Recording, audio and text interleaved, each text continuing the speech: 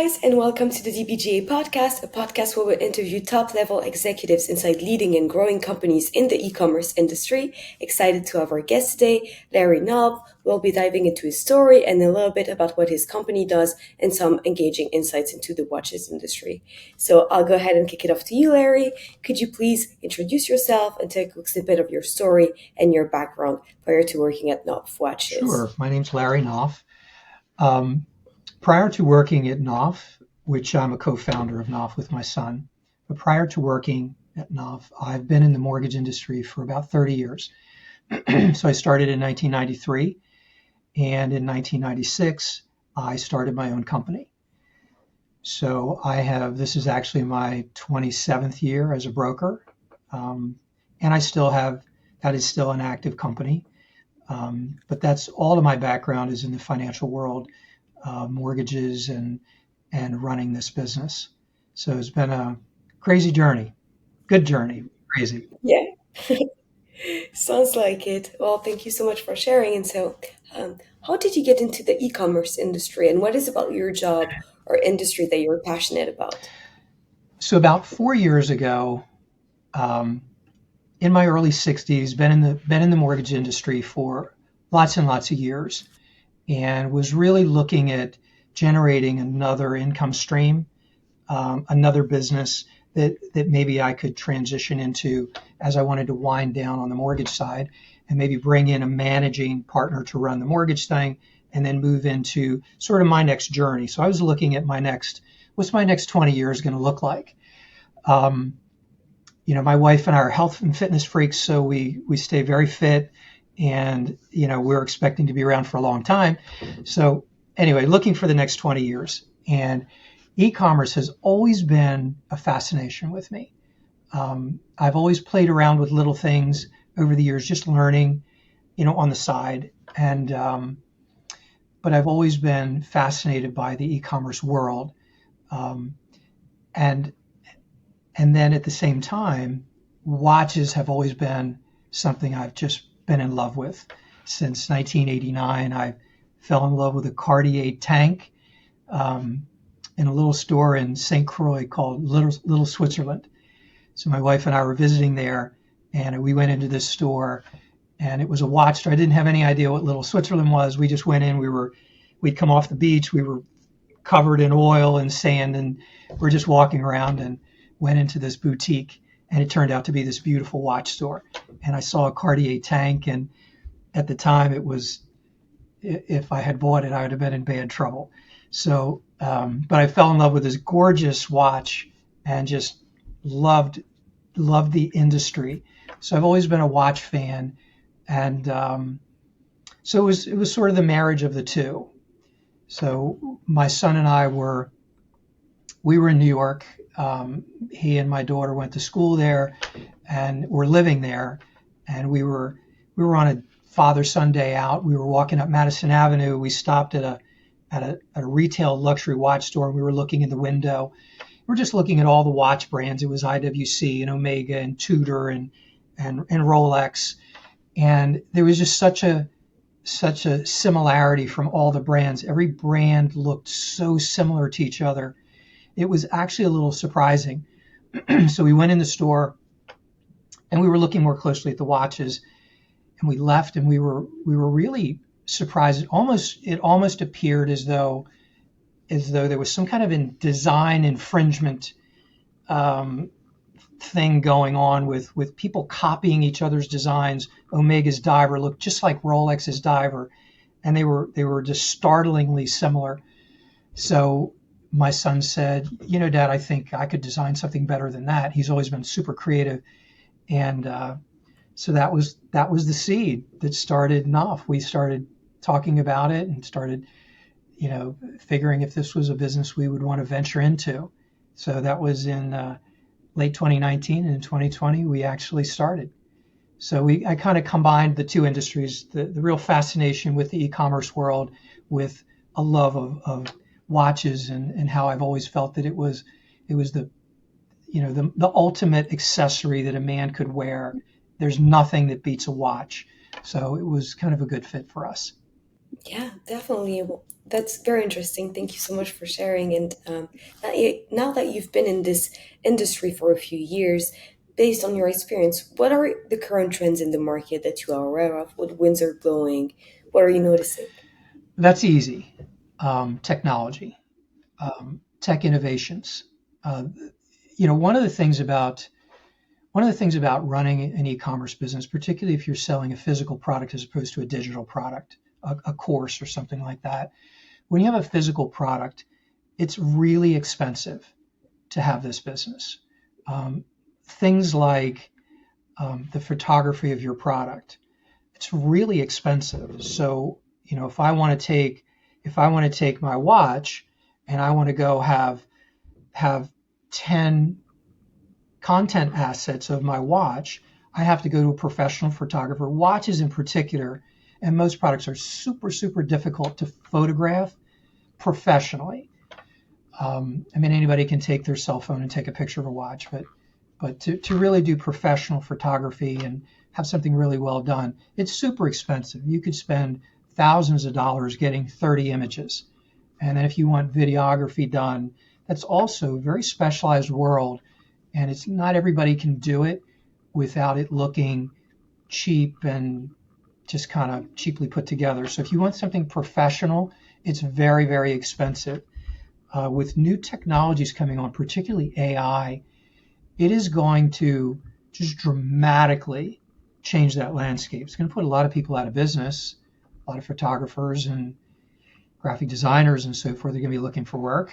But at the same time, it benefits our world in that you'll eventually be able to upload a really high quality image of your product, whatever it is, and then write a description in the AI, messaging center and tell AI what you want them to do with this image, and it'll do it. If you want that image, put my watch on a man on a horse riding down the beach or however the prompt would be, and it will actually create that video for you in incredible clarity and incredible quality. And that's going to be a game changer. I don't think it's there yet. I think there's some initial versions of AI, but the the advancement in it is it's just lightning fast. From month to month to month, the advancements are just exponential in the quality of what's coming out. So I think that's going to be a really game changing technology, and I think every CEO, every founder really needs to keep their finger on the pulse of what's happening with technology. Something as simple as ChatGPT um, or Google's version of that called Gemini.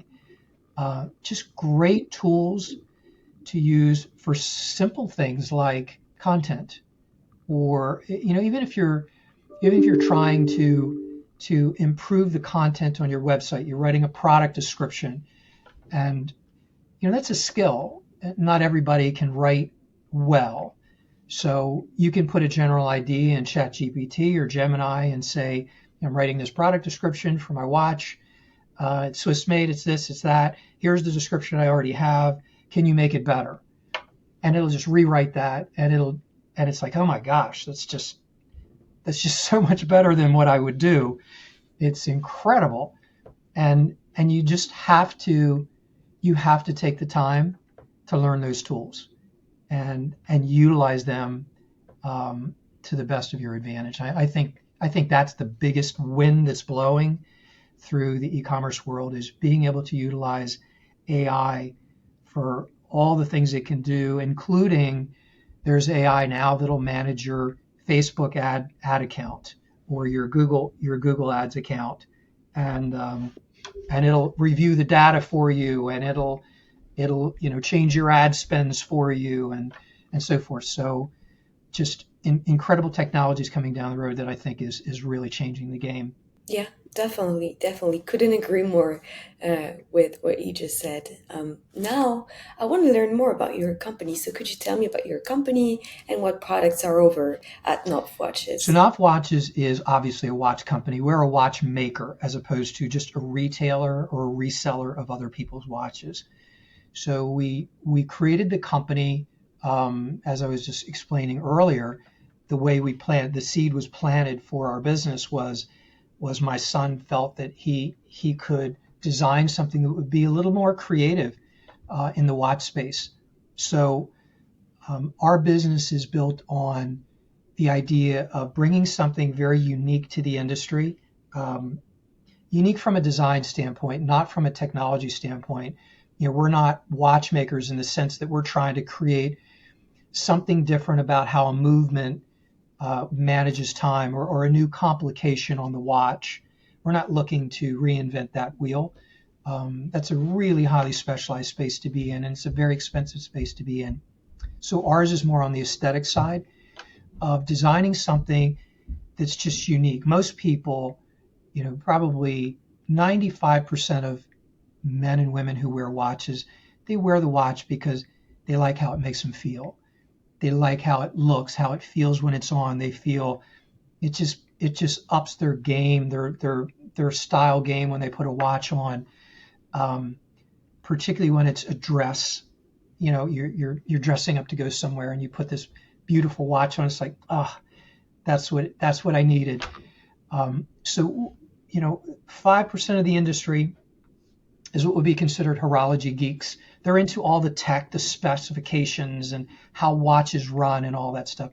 We're really more about the aesthetic of the watch and to create something different. So our foray into the industry was to create a watch that was, without going over the top, it was different. It was something that people had never seen before. So our watches, we used inspirations from New York City architecture. So my wife grew up in New York City. We've been going back and forth to the city for 35 years, and both of our kids went to school there, college there, and have lived in the city for 6 to 8 years. And we've always marveled at the architecture. And when we were trying to decide what was going to be the influence or inspiration for our watches, my wife said, why don't you use New York City architecture? We always talk about how much we love it, and my favorite building is the Chrysler Building. Why don't you use the Chrysler Building? And that was it. The light went off in my son's head, and he said, I know already what I'm going to do. And he left the room, and he designed this watch here, the MI405. So we wanted to enter into it with something really unique and different, but still refined. And so that's what we're doing. We're currently working on our second collection, which will be in a different price point. This watch is a Swiss-made watch, and it's expensive to make watches in Switzerland. So your basic cost of the product is expensive. So it pushes your retail price up. And ours is in the $1,400 to $1,600 price range. So the next watch we do will be in a more accessible price range for more consumers, the younger consumer. It'll still have an architectural inspiration, but we're going to have it assembled here in the U.S. as opposed to Switzerland.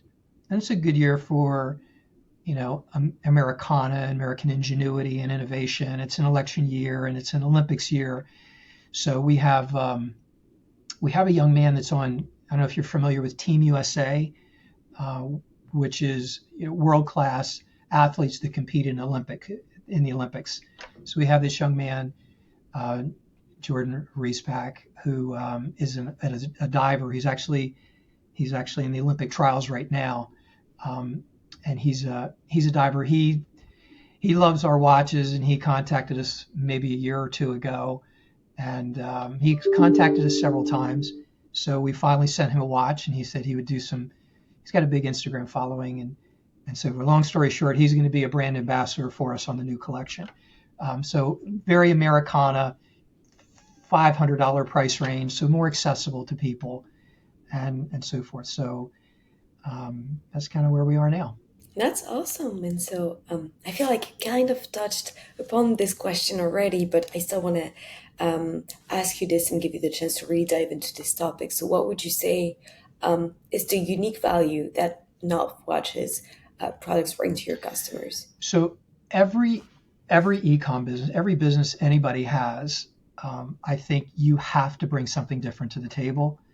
you have to bring something to the table that's going to distinguish you from everybody else, whether you're a mortgage person, a realtor, um, or on the e-com world of making a product. So if you're going to enter an industry with a product, you better have something that's going to distinguish you.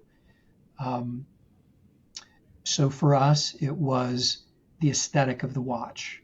I mean, there's watch companies that what distinguishes them is they'll produce a watch and sell it for $175. So it's their price is their distinguishing, their unique selling proposition, their USP.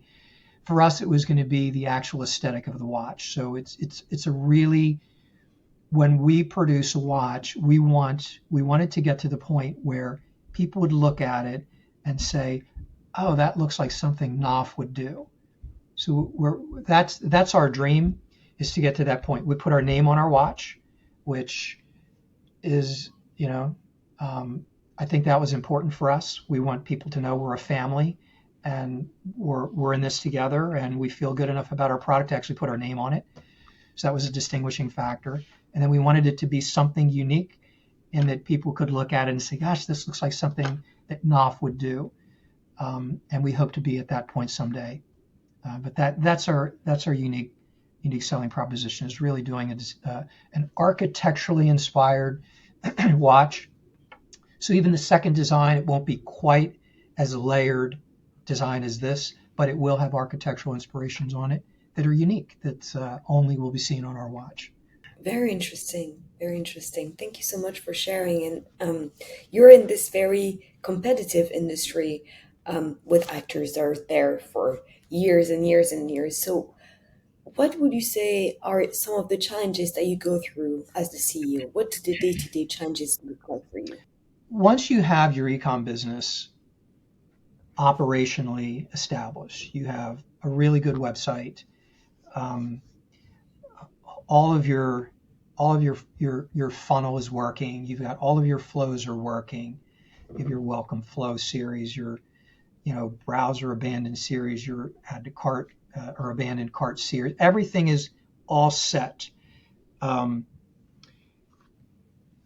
the real challenge day to day is just continuing to, if it actually is your goal, is to continue to grow and scale your company.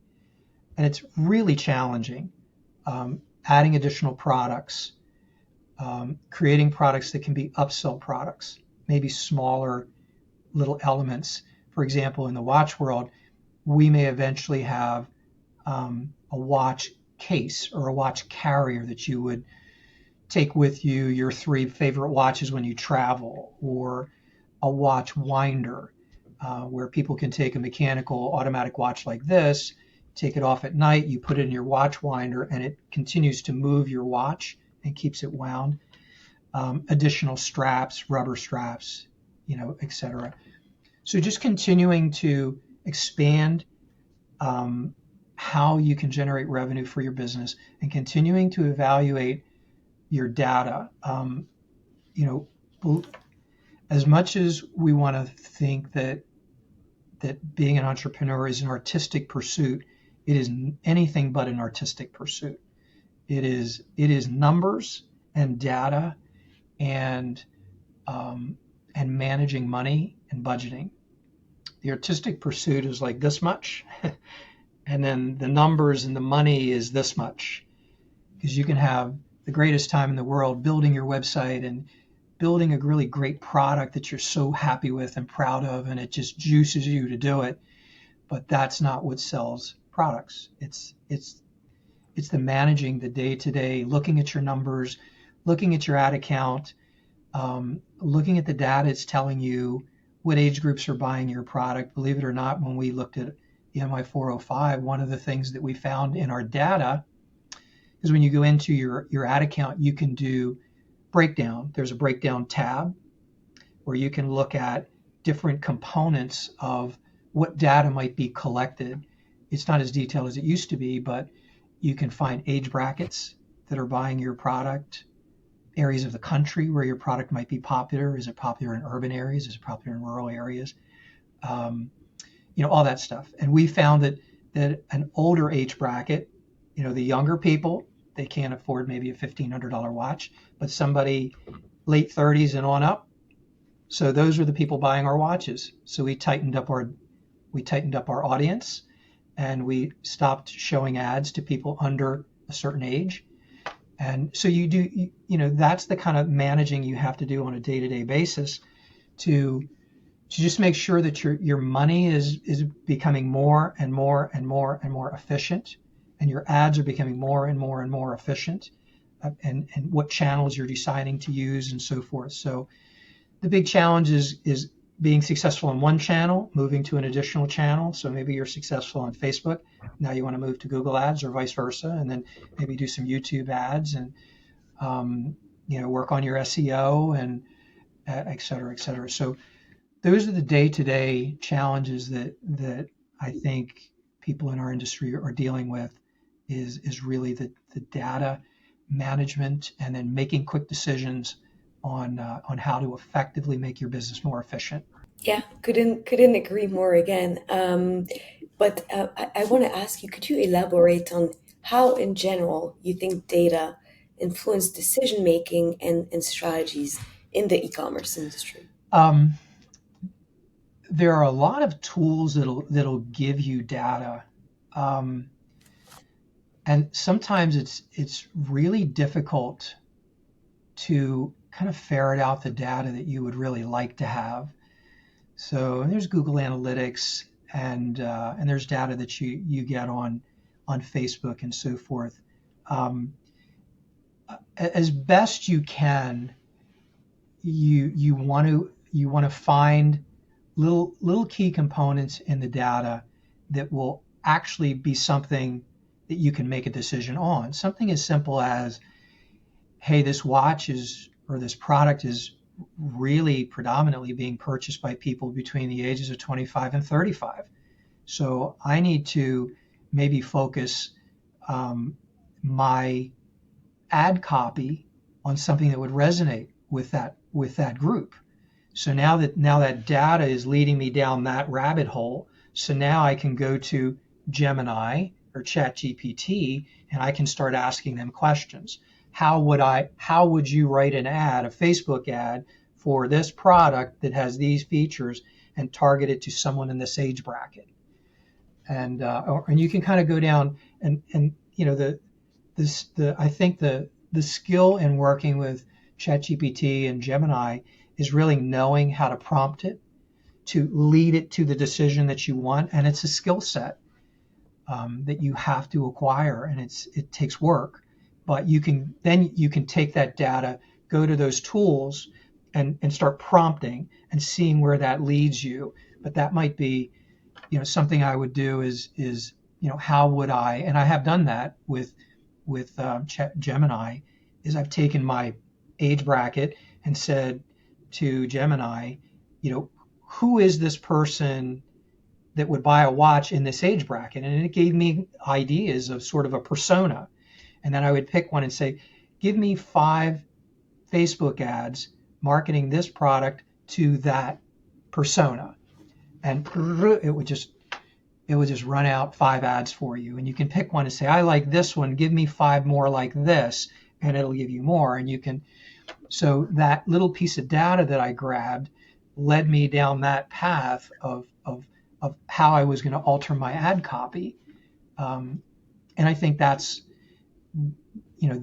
what you have to do with the data, is let it take you down these rabbit holes, and use the technologies to figure all this stuff out. You used to have to research this yourself, and it would just take hours and hours and hours, and figure out, what websites can I go get this information on, and it might take you 2 hours to figure out what that website is, and so forth. And now it's just, this technology is so crazy that you can become so efficient time-wise with it. But that's what I'm doing with the data that I'm collecting. Okay, awesome. Well, thank you so much for sharing this, and it's very interesting to see all these tools and how they can support non-tech people in understanding better their data. So you talked about understanding your consumer demographics, but could you also share some insights on the role of data analytics and understanding consumer preferences and trends within your company? Not really sure how to answer that question. Um, the the only thing I can tell you is I try to take what data I can from the sources I have. And for me, we have really only focused on Facebook at this point. So it's a little bit limited. You can pick up some data on where we use Shopify as our basic platform. So there's some data on there where you can see, where people are coming from that are coming onto your site, what devices they're using, and so forth. But the main thing I do is try to take the data that I can from Facebook and then parlay that into decisions that I can kind of take us in different directions, um, uh, based on how we're marketing and who we're marketing to. Okay, got it. Well, thank you so much for sharing. And now I'm a little curious. Earlier in this conversation, you mentioned that there was a new line of products coming, but what are the projects overall for Knopf? What is your vision for the next 12 months? So the next 12 months, what we're looking for is we're going to launch this new watch. In our industry, as in many industries, you will need multiple products. When you only have one product, there's nowhere to go after you've sold that one product other than go find new people. So, our immediate goals are to, in the next 12 months and then beyond, is to add at least one new collection a year, hopefully two. It's a lot of work to come up with two collections a year. Once you design the watch, you have to go to your manufacturer and you have to really finalize all the minute details about the watch, the dial details, all the different details, and then you go back and forth with renders and kind of fine tuning and so forth, and then you come up with a prototype. Initially they'll do a prototype or a sample, and hopefully it's what you envisioned, and then you can move into some type of a production. So oftentimes you would do either a pre-sale event to sort of pre-fund going and getting that inventory, or you can do crowdfunding, which is just another version of a pre-sale event. So for the next 12 months, we're definitely looking to launch our next collection, which will hopefully be in the middle June. We're in that fine-tuning stage. We just finalized our design, so now we're going into the technical drawing phase on our second collection. So as soon as that comes out, we can work with a render guy to get the renders created so we can start presenting it and running ads to encourage people to participate in our launch. And then we'll launch that product. And it'll take 4 months to actually get a production run completed, and assembled. So we're hoping to do one in June, and we'll see if we can squeeze another one in by the end of the year for Christmas. That may be difficult, but we're going to try. Next year would definitely be a goal to do two collections that year, and again try to stay in a more accessible price range for people before we move back up into the higher end watches. So that's really where our target is for the next year and then beyond. Okay, awesome. A lot of exciting projects coming then. Um, Now I have a last question. It's a loaded one, but I'd like to ask it. I think it's a good way to kind of wrap things up. What are some of the most important things you've learned in your career? Um, I think I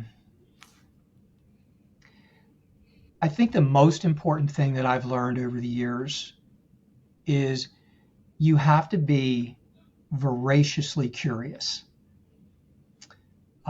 You have to constantly be learning and reading and staying current, not just in your industry, um, but in lots of industries. And I think that's the biggest lesson. If I could give any lesson to anyone in a career is don't ever feel like you get to the point where you've got this, because you don't. No matter who you are, you don't. So you always want to be, learning and reading, and I learned about these technologies long before most people did because of what I do. I just constantly learning and reading about, what are new things that people are investing in. And I learned about the cryptocurrency world, almost 10 years ago, and bought Bitcoin when nobody even knew what Bitcoin was. So, I think it just enhances your business when you're just voraciously curious. You're constantly reading, you're constantly learning and growing and growing. And the other thing, if I could make any suggestion to anyone going into business, and it would be stay in your lane, be good at what you do, and do not get political. Nobody cares about your political opinions about anything. Um, just if you're a company that makes fabulous shoes, just make the most amazing shoes ever and give people this incredible experience and make them want to do business with you because they just love your product. They love how they're treated. They love the service. If there's something wrong, make it right. Always do the right thing. We have a policy at Knopf Watches that if you buy a $1,500 watch from me and it's broken in the first year, you should not have to go down some silly warranty rabbit hole and send your watch back. And maybe it's right, maybe it's not. So we replace the watch, send it back to me. We're going to give you a brand new watch.